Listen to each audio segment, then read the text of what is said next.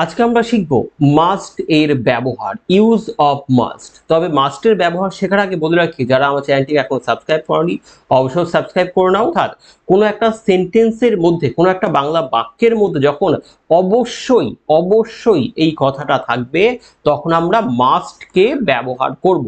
তো চলো একটা এক্সাম্পলের মাধ্যমে দেখা যাক। যেমন তাকে অবশ্যই যেতে হবে, দেখো সেন্টেন্সটার মধ্যে অবশ্যই রয়েছে। He must go.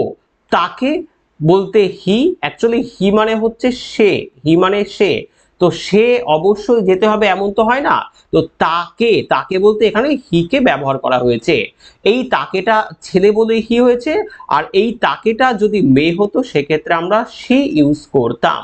তাকে অবশ্যই যেতে হবে, হি মাস্ট গো।